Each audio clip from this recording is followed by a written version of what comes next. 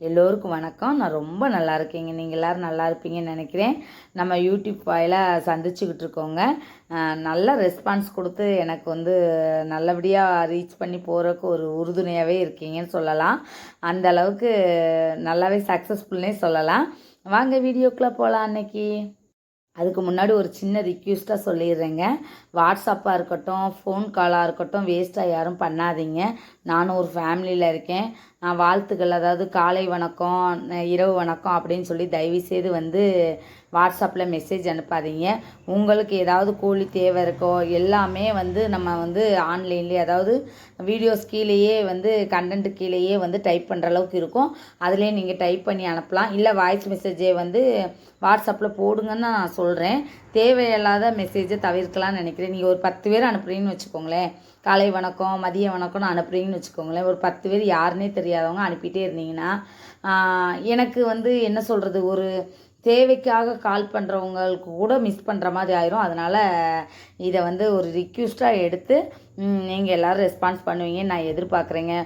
இன்றைக்குள்ள கண்டென்ட்டு போயிடலாங்க. அதாவது இன்றைக்கி நம்ம கோழி பண்ணையோட நிலவரம் அப்படிங்கிறத போட்டிருக்கேங்க. இதுக்கு காரணம் என்னென்னா, நம்ம கோழி பண்ணைன்னு போட்டு வீடியோஸ் போடவும் என்னமோ பெரிய பண்ணையாக இருக்கும் அப்படின்னு நினச்சிட்டு நிறைய பேர் வந்து எனக்கு 100 கோழி குஞ்சு வேணும், 200 கோழி குஞ்சு வேணும், எனக்கு 10 வெடை குஞ்சு வேணும்னு ஆர்டர் கொடுக்குறீங்க. இதுக்கு காரணம் வந்து நான் வீடியோஸ்கள் போடுறதில்ல நிறைய கோழி குஞ்சு கோழியை காட்டினதா கூட இருக்கலாம். இல்லை பழைய வீடியோஸ்களை பார்த்தும் நீங்கள் வந்திருக்கலாம். இதுக்குள்ளே விளக்கத்தை நான் இன்றைக்கி கண்டிப்பாக சொல்லணும்னு நினைக்கிறேன். ஏன்னா போன வருஷம் பங்குனி திருவிழாவோட எங்கள் ஏரியாவில் எப்படின்னா, பங்குனி திருவிழாவோட நல்ல சேல்ஸ் ஆகும். இப்போ நம்ம வீட்டில் ஒரு 10 கோழி இருக்குன்னு வச்சுக்கோங்களேன். ஆளுங்க எல்லாருமே வந்து கோயில் திருவிழாவுக்குன்னு வந்து வளைச்சி வாங்கிடுவாங்க. அந்த மாதிரி டைம்களில் விற்று எல்லாமே ஃபுல்லாக காலி ஆகிட்டு, சரி அடுத்த கோழி குஞ்சு தான் இருக்குல்ல, நம்ம வந்து வளர்த்து வந்துடலாம் அப்படிங்கிற ஒரு நிலவரத்தில் இருக்கும்போது அடுத்த வந்து கோழி குஞ்சு ஏதோ ஒரு காரணத்தால் செத்து போயிடுது, நம்மளால் அடுத்த கட்டத்துக்கு போக முடியல அப்படிங்கும்போது ஸ்டாப் ஆயிடுது. இதுதான் என்னோடய வருஷம் நிலவரமாக இருந்துச்சு. ஆனால் இந்த வருஷம் பல்ல கடிச்சிக்கிட்டு சேல்ஸ் பண்ணலை. அதாவது என்ன சொல்கிறது, அதிகமாக ரேட்டு சொன்னதுனால கொஞ்சம் வரல. அது போக அவங்களுக்கும் கிராமத்தில் வந்து அது என்ன சொல்கிறது, கோழி சேவல் வந்து கிராமத்தில் கிடச்சிருக்கலாம், அதனால கூட வரல. ஆனால் சேல்ஸ் பண்ணேன், ஒரு 5000 வரைக்கும் சேல்ஸ் பண்ணேன். அதாவது 5000 மேலேயே இருக்கும். ஏன்னா கோழி சேவல்னு வாங்குறவங்களுக்கு, அதாவது நான் போன வருஷம் வந்து 1700 விற்றேன் ஜோடி கோழி சேவலும். இந்த வருஷம் 2000 கோழி, ஒரு கோழியும் ஒரு சேவலும், முட்டையிடுற கோழியும் நல்லா கூன சேவலும் வந்து 2000 ஜோடி. இதுக்காகவே நான் சேவல்லாம் விற்காமல் வச்சுருக்கேன்னு சொல்லி போன வீடியோக்குள்ளே போட்டிருப்பேன். ஆனாலும் இவ்வளோ சேல்ஸ் பண்ணி 5 சேவல் 5 கோழி விற்றோம்.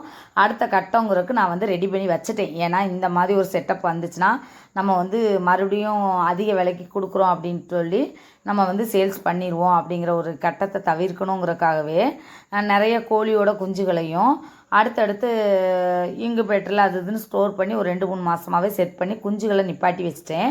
அதுபோக தாய்க்கோழியும் இல்லாமல் இல்லைங்க. ஒரு 15-20 கோழி இருந்தாலும் ஒரு 5-6 விற்றுருக்கேன்னு வச்சுக்கோங்களேன். எத்தனை இருக்குன்னு என்ன தான் தெரியும், சாரி. நான் நாளைக்கு மிச்சத்தை எண்ணிட்டு உங்களுக்கு அடுத்த வீடியோஸில் கண்டிப்பாக சொல்கிறேன். ஆனால் என்னோடய கோழி பண்ணைங்கிறது சிறிய அளவு தான். நானும் பெரிய லெவலில் எல்லாரும் மாதிரியும் 2 லட்சம் 3 லட்சம் செலவு பண்ணி தான் அந்த ஃபீல்டுக்குள்ளே வந்தேன். ஆனால் வந்து ஒரு நேரத்தில் வேணாம், அந்த கோழிப்பண்ணையே வேண்டாம், வெறுத்து வெளியே போயிட்டு ஒரு செட்டு இருக்குங்கிற ஒரு காரணத்தால் வந்து வளர்க்க ஆரம்பித்தேன். இதுதான் என்னோடய உண்மை நிலவரம். இன்றைக்கி வந்து பரவாயில்ல, சக்ஸஸ்ஃபுல்லாக போயிட்டுருக்குன்னு சொல்லி நமக்கே மனசுக்கு திருப்தி பண்ணுற அளவுக்கு நம்ம வந்துகிட்ருக்கோம். இந்த இதை வந்து நான் டீட்டெயிலாக ஒவ்வொரு டிபார்ட்மெண்ட்டாக சொல்கிறேன். அதாவது எத்தனை கோழி இருக்குது, எத்தனை சேவல் இருக்குது, எத்தனை கோழி குஞ்சுகளோட தாய்க்கோழி இருக்குது, இப்போ அடுத்த கட்டம் என்ன, அடுத்த ஐடியாஸ்கள், அதுக்கு இதுதான் போட ஆரம்பிச்சாதீங்க. ஏரியா வந்து பழக்க வழக்கம் சொல்லுவாங்களே, ஏரியாவோட ரேட்டு அப்படின்னு சொல்லுவாங்க. சந்தையெல்லாம் 2200 வரைக்கும் ஜோடி விற்றுச்சு.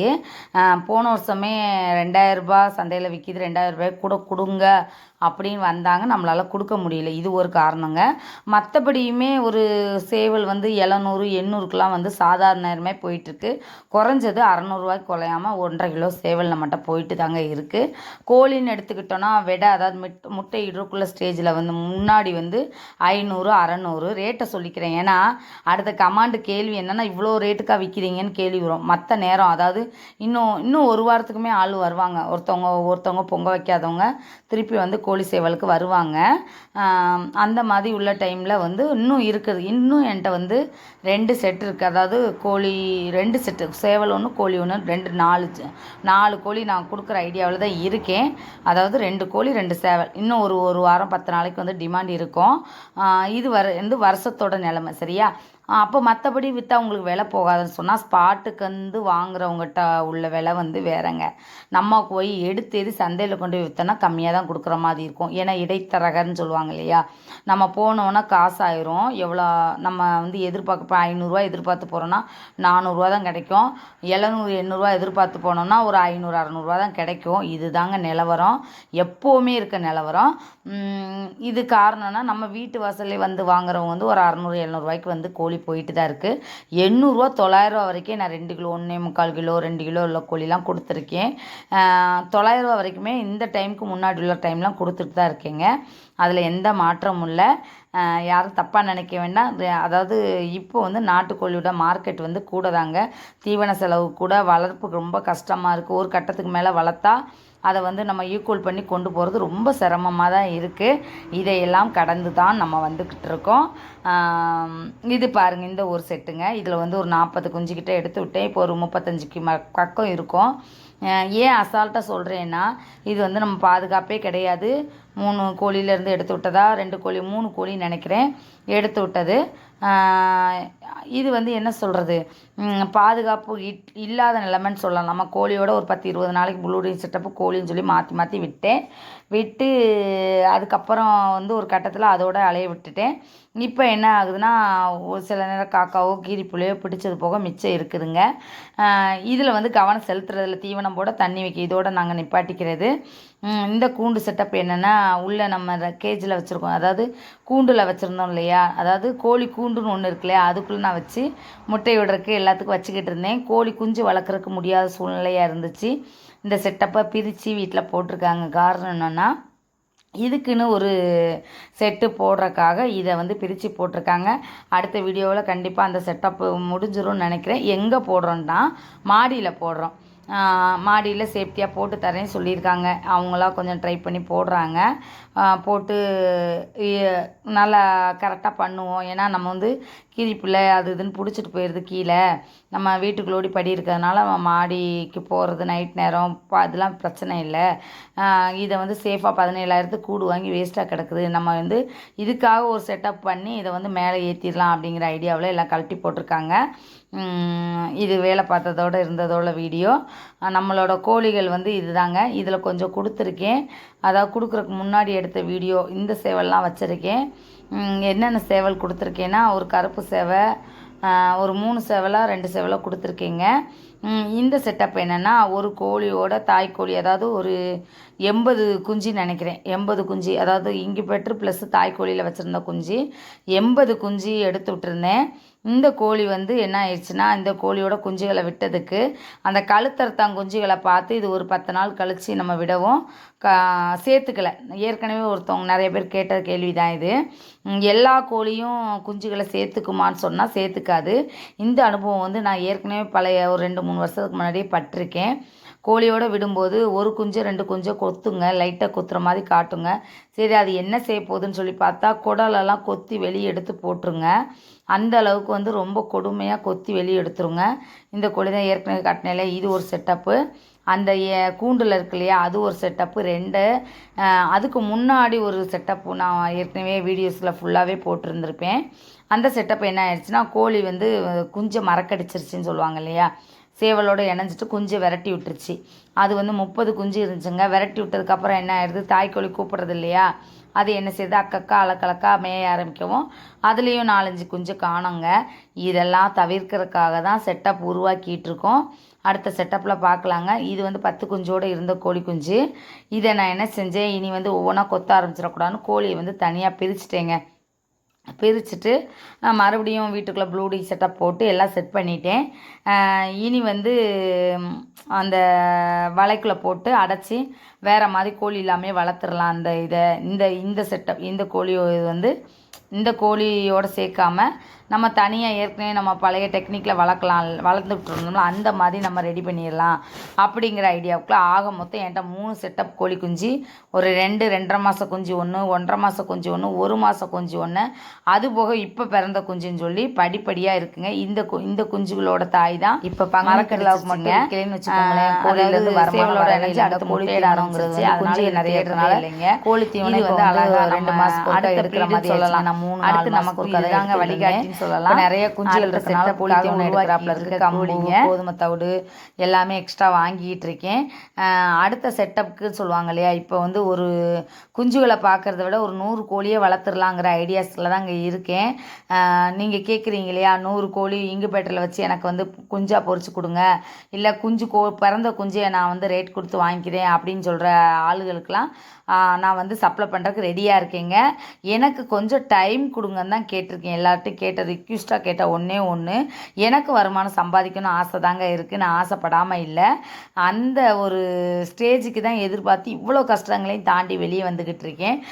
என்றைக்கு வந்து அந்த மாதிரி கொடுக்குற ஆர்டர்ஸ்க்கெலாம் வரிசையை எழுதி வச்சு உங்களுக்கு சப்ளை பண்ண போகிறனோ அன்னைக்கு தான் வந்து நான் உண்மையான வந்து சந்தோஷத்தை அனுபவிப்பேங்க. இப்போ கேட்குற ஒவ்வொருத்தவர்களுக்கும் சொல்கிற கேள்விக்கு பதில் என்னென்னா, என்னோட கோழி பண்ணையில் கோழி இல்லை, கோழி குஞ்சு இல்லை, கோழிகள் கொடுக்குறக்கு இல்லை.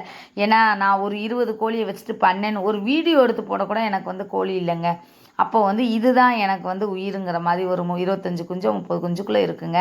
25 தான் இருக்கும். நேற்று கூட நைட்டு கூட ஒரு கிரிப்புலையோ என்னமோ நான் வந்து பிடிச்சி ரெக்கையெல்லாம் பிச்சு போயிட்டுங்க. கூடுக்குலேருந்து எப்படித்தான் பண்ணுதுன்னே தெரியல.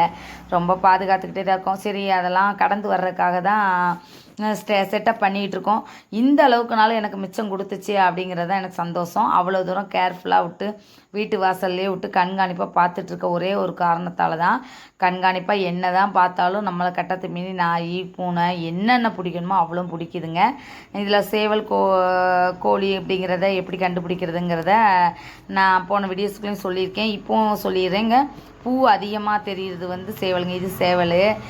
பூ கம்மியாக இருக்கிறது பொட்டைங்க. நான் இப்படி தான் கண்டுபிடிப்பேன். ஆனால் பொட்டை மாதிரி இருக்கிறது சேவல் ஆகுமே வெளியே, சேவல்னு நம்ம கன்ஃபார்ம் பண்ணது வந்து பொட்டை ஆகாதுங்க. இது பொட்டைக்கோழிங்க. இவங்க தாங்க நம்ம அடுத்த வழிகாட்டிங்க. இவங்கள வச்சு தான் நான் பெரிய லெவலில் வரணும்னு பிளான் போட்டுக்கிட்டு இருக்கேன். கொஞ்சம் டைம் கொடுங்க. ஒரு 2 மாதம் டைம் கொடுத்தீங்கன்னா போதுங்க. இதை தனியாக நான் வந்து விற்காத அளவுக்கு செட் பண்ணிவிட்டு இதில் உள்ள சேவல்லாம் கழிச்சிட்டு ஒரு 10-15 கோழி வந்துட்டுனாலும் பழைய நிலவரம் வந்துருங்க. இதுதான் என்னோடய கோழியோட நிலவரங்க. இவ்வளோ தாங்க இருக்குது.